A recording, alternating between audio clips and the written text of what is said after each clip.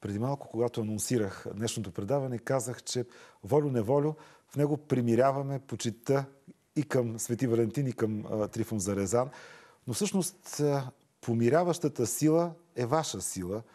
С песента си сте помирявали много пъти различни хора, стотици хора. Помните ли случай, особено ярък пример на такава помирителна сила на песента? Песента със сигурност е помирително нещо. Един от ярките ми случаи, когато имах концерт в Македония, в Скопие. Тогава посланник беше господин Йорданов. И непрекъснато беше притеснен и покрай мене: Николина, по-деликатно, по-елегантно, защото ти си така по-остра. Ти си патриот български, но нали знаеш тук е деликатно положението. Казвам, добре, ще бъда много внимателна. И няма да забравя, че като излезах на сцената, хората в залата не смееха да аплодират, не смееха да се отдадат на това, което чувстват и на песните. А всички ги знаеха. И по едно време им казах: вижте, мили мои, няма да делим наше, няма да делим ваше. То е хубаво. В края на краищата света се е отворил. Хората в космоса отидаха. Най-хубавото нещо, което имаме, са песните. Така че няма да се борим дали са ваши, дали са наши. Важното е тази вечер да ни бъде хубаво. И това, както винаги, не само аз не очаквах, даже казвам, нали, нямате нужда от преводач, разбирате ме какво говоря. Хората пяха, танцуваха. И тогава си спомням, господин Йорданов каза, че от толкова години по-голяма дипломация никога не е видял и усетил. И по-ефективна така дипломация не е усетил. В същото време аз съм такъв устроен човек. За мен е помиряването, за мен е, как да кажа, отношението между хората. Това е най-висшето нещо, което може да има. И в крайна сметка, да нали любовта движи света? Аз, да речеме, двама чужди човека, ако се карат, мен ме боли и си казвам, за какво има да се карат или какво. В крайна сметка, положителната енергия трябва да движи света напред. Дали песента, дали благата дума, както ние обичаме да казваме, дали отношенията. И ще мина малко в световната политика, която касае и нас. Всяка вечер гледам новини и всяка вечер тъгувам, че има конфликт между Америка, Русия, Европейски съюз, Русия, Украйна, Русия, България някакси. И си казвам, Боже Господи, кому е нужно това нещо? Та нали всички сме хора, нали всички сме за кратко на тази земя? Толкова ли не може да се намери баланса? Защото започвам да се притеснявам, че само на няколко стотин километра войната е от нас, а няма нищо по-лошо и страшно от войната. Аз наистина съм притеснена и се страхувам, защото вече ставаме свидетели не на неизживяно минало, а сега, което се случва. Дори и сирийските бежанци. За един миг ти загубваш живота си. Нещо, което си градил години наред, цял живот, дом, образование, семейство. И в един момент отиваш немил недраг, се луташ по цял свят. В този ред на мисли, дали песните са ми помогнали да ме изградят като такава личност, компромисна, блага, айде така да го кажем, аз съм за любовта, аз съм за разбирателството между хората и всичко да бъде добре. От това, което казахте, много силно нахлу ежедневието, тревогите, надеждите в нашия разговор.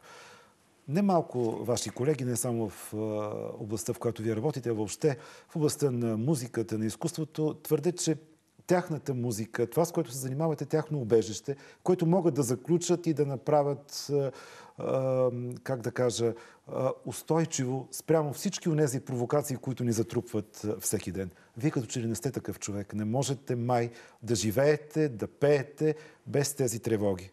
Аз не я заключвам музиката, напротив, аз отключвам вратите, отварям ги широко и давам на целия свят, ако може, защото тя е предназначена. Но в същото време, не за първи път го казвам, аз живея в друг свят, паралелен на нашия. Света на музиката, света на красотата, света на културата и на всичко хубаво, защото искам да бъда там. Света, който живеем извън моя свят, паралелния, той не ни подминава. Това е ежедневие. Но наистина трябва да си, според мен, много силен характер и аз имам щастието да си изградя моя свят на основата на хубавата песен, на българския фолклор, на традицията, на чистотата. Аз съм късметлия човек, защото Господ ми дал таланта, който сме го разработили. Казвам сме, защото сме голям екип. Но съм много щастлива, защото аз съм си изградила моя паралелен свят там, в моя роден град, в Гоце Делчев, с моето изкуство, с моите приятели. Много често ми задават въпроса, защо не живея в София. Защото не искам. Защото искам да остана, да имам време за положителна енергия, която, често пъти казвам, идвам в София и я разпръсквам тази положителна енергия на хората, които имат нужда от нея. Те пък в пробега си, в надпреварата си, с времето, с бизнеса и всичко, нещо, което ме уморява, това е столицата и този динамичен живот.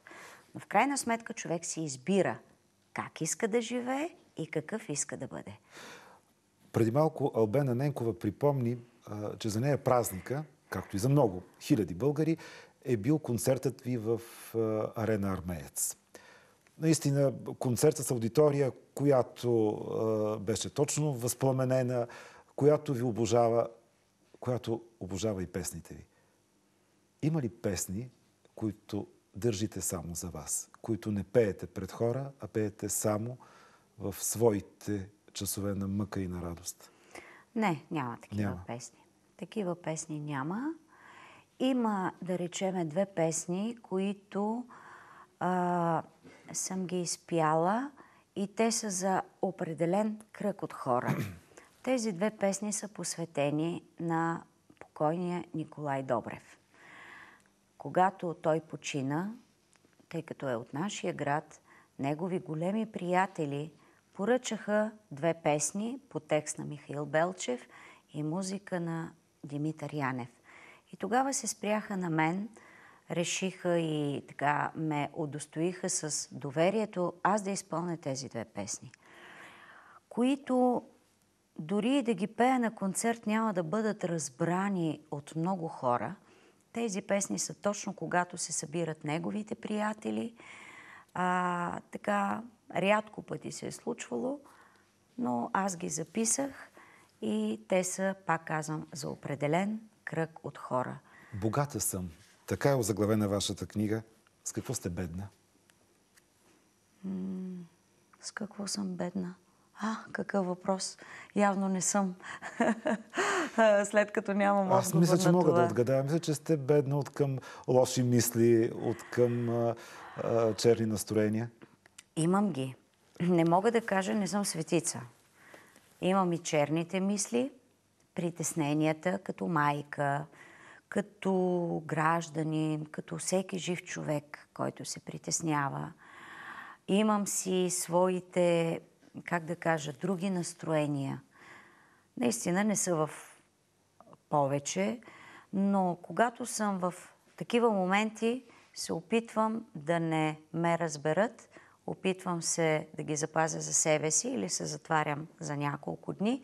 Идеята е да не нараняваш хората около тебе, защото в крайна сметка, когато не могат да ти помогнат в мислите, в работата, няма нужда и смисъл да ги натоварваш.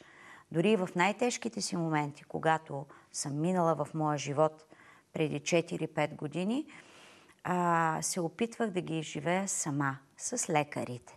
И когато се чувствах по-добре, тогава допусках и най-близките си, съпруга ми, децата ми, тогава ги допуснах до себе си. Така че, но видимо да съм бедна на нещо, не. Факта, че не мога да ви кажа веднага отговора, наистина зависи, пак ще кажа, кой как измерва богатството, кой в какво го измерва. Нали, има хора богати на пари, бедни на душа. Ако трябва, нали, да си купят хляб с душевното богатство, сигурно ще са най-гладните хора. Нали, има и такива богати, които, пак казвам, ако трябва с душевно богатство да си купят хляб, ще бъдат гладни. Има и такива, които пък са много душевно богати, за нали, за сметка на финансовото. Така че когато намериш баланса, и пак казвам, аз имам изградено много красиво чувство в себе си. То се изгражда усещане за достатъчност. Достатъчност във всяко едно отношение. Така че и да намираш нещата, които те правят щастлив. Боите ли се от завистта? Не. Не. Защото, пак казвам, че когато си живея в моя свят, даже и не я виждам. Много пъти другите ми казват, че някой ми завижда. Аз винаги подхождам от другата страна, че няма лоши хора, обстоятелствата ги правят такива. Не се срещам често с нея, защото имам много познати, малко приятели, и то верни приятели, които във времето си доказаха и показаха, устояха на нашето приятелство. Което е най-ценно, което е за завист вече наистина. Да, но пак казвам, дори да има това усещане завист, аз не мога да го усетя, защото не зная, не ми е познато това чувство на мен и не мога и да го разпознавам в интерес на истината. Работата ви, животът ви е свързан с прожекторите, с много музика, с много внимание, с погледите на хиляди и хиляди хора. Как мълчите? Какво е за вас тишината? Богатство. Тишината е едно голямо богатство за мен. Пак към вашите богатства? Да, едно от богатствата ми. Обичам да ми бъде тихо. Може би защото живота ми минава бурно, под аплодисменти, разговори и всичко останало. Много странно, дори като пътувам, не слушам музика. В къщи музика не слушам. Когато излизам навънка, винаги питам има ли шум в ресторанта или има ли оркестър и те с една охота, да, казвам, значи не съм за там. Не е този отговор, който аз очаквам. Тишината е много хубаво нещо, защото тогава имам времето да остана сама със себе си, да поработя, да помисля. Разбира се, като всеки нормален човек, пак казвам, аз съм много дисциплинирана в живота си. Когато отивам на веселие, знам къде отивам. Когато отивам на тишина, знам къде да отида. Оставила съм душата и тялото да ми подсказва от какво има нужда. А аз не работя против душата си. Какво е виното, от което ще вкусите тази вечер? Кое вино обичате? Домашното. Домашното? Да. В което съм сигурна, в което знам, че е направено с много любов, много майсторски. Съпругът ми така е, как да кажа, ценител на хубавото вино. И колкото и странно да звучи, където и да отида, много пъти често ми подаряват вино отлежало тази година, такава реколта. Наистина от това, което е в къщи, по-хубаво няма. И пак казвам, може би подсъзнателно, онова спокойствие, че е произведено, че е екологично, че е от истинско грозде. И тема на друг разговор, някога и в свидетели ще ви доведа да ви разкажат за нашето хубаво вино. Ще го направим наистина. Да. Обещаваме си. 2015-та, каква се очертава за вас? 2015-та се очертава една хубава, динамична година, но преди всичко, дай Боже да е здрава година. Винаги вече това казвам, защото за някой може да е клише, но наистина здравето, силата, както се пее в една песен, миналата година малко отварям скоба, всъщност 2013-та, спектакълът ми беше озаглавен най-голямото богатство. След 7 години престой, през който аз не можах да бъда на сцената активна, не можах на моите почитатели да им давам хубави песни и танци, след 7 годишен престой осъзнах, както се пее в една песен, най-голямото богатство, знаете, здраве, сила, мир и любов. Това никъде не се продава и с пари не се купува. Така че аз съм изживяла всяка дума от тази песен. Изживяно, а не просто да го знаеш. И с това си казвам, искам да съм здрава. Си го пожелавам аз, хората покрай мен, всички, които обичам и цяла България и всички хора по света. След това сега тръгваме на едно малко европейско турне, март месец, края на февруари и началото на март. Ще бъдем в Австрия, в Германия, точно на 3 март ще бъде в Берлин. След което сме запланували едно турне Италия, Португалия, Испания и най-накрая, не на последно място, ако не остане време, ще пътуваме и до Америка. Но в края на тази година ще спазя своето обещание. На 11 декември ще бъда отново в Арена Армеец, където ще има отново голям български празник. Защото миналата година в края си обещахме всяка година на 11 декември да се зареждаме с българщина, с хубавите български песни, така да ни е хубаво, че поне една година да ни държи влага.